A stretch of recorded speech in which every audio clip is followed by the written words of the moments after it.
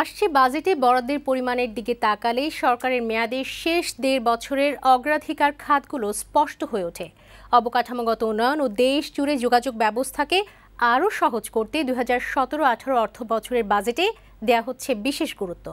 সরকারের অন্যতম রাজনৈতিক অঙ্গীকার বিদ্যুৎ, জ্বালানি, তথ্য যোগাযোগ প্রযুক্তি এবং শিক্ষা ও স্বাস্থ্য খাতেও থাকছে বিশেষ মনোযোগ। আরও জানাচ্ছেন গোলাম মোর্শেদ।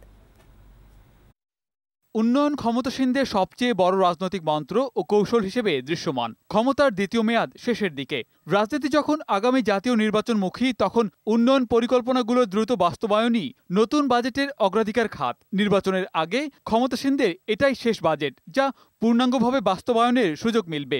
বিষয়টি মাথায় রেখেই নতুন বাজেটের দর্শন ও লক্ষ্য ঠিক করা হয়েছে। সামষ্টিক অর্থনীতি যাতে স্থিতিশীল থাকে সেটাকে আমরা অবশ্যই অনেক জোর দিয়ে লক্ষ্য রেখেছি।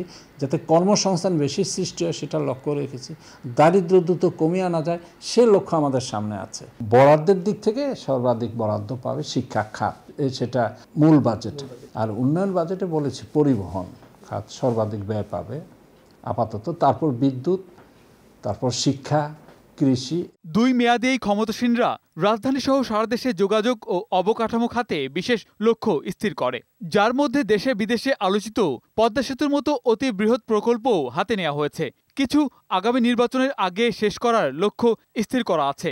এ ধরনের প্রকল্পগুলো দ্রুত বাস্তবায়ন আসছে বাজেটে আরেকটি বিশেষ গুরুত্বের জায়গা। বিদেশি বিনিয়োগ আরও পেতে পারছি না আমরা একটি কারণে, যে আমাদের অবকাঠামোগত অপর্যাপ্ততা রয়েছে, যার জন্য আমরা এক্সপ্রেসওয়ের কথা ভাবছি, আমরা দ্রুতগামী ট্রেনের কথা ভাবছি, পদ্মা ব্রিজ ছাড়াও আমরা টানেল, রেলপথ, যমুনাপথ, সেগুলো আমরা ভাবছি। ক্ষমতাসীনরা ২০০৯ সালে প্রথম মেয়াদে সরকার গঠনের পর দ্রুত বিদ্যুৎ উৎপাদনে জোর দেয়। কুইক রেন্টালের পর গ্যাসের উপর চাপ কমাতে বিদ্যুৎ উৎপাদনে কয়লার ব্যবহার বৃদ্ধি, এমনকি দেশে প্রথমবারের মতো পারমাণবিক বিদ্যুৎ কেন্দ্র নির্মাণের পরিকল্পনাও হয়। উন্নয়নের জন্য চাই পর্যাপ্ত বিদ্যুৎ ও গ্যাস। ফলে আসছে বাজেটে বিদ্যুৎ ও জ্বালানি খাতে থাকছে বিশেষ নজর। এক্ষেত্রে বিশেষজ্ঞদের আছে কিছু পরামর্শ। যথেষ্ট খরচা করেছি জেনারেশনের জন্য, বিদ্যুৎ উৎপাদনে, এটাকে এখন আমাদের একটু ক্ষান্ত দেওয়া উচিত। আমরা এখন মোটামুটি সঞ্চালন এবং বিতরণেই গুরুত্ব দেওয়া উচিত। এটা ছাড়া আমরা কিভাবে প্রাথমিক জ্বালানি স্বল্প মূল্যে ইন্ডাস্ট্রিকে দিতে পারি সে ব্যাপারেও একটা দীর্ঘমেয়াদী পরিকল্পনা করতে হবে। অর্থনীতির বিশ্লেষকদের পর্যবেক্ষণ, প্রকল্প বাস্তবায়নের ক্ষেত্রে স্বচ্ছতা, জবাবদিহিতা নিশ্চিত জরুরি।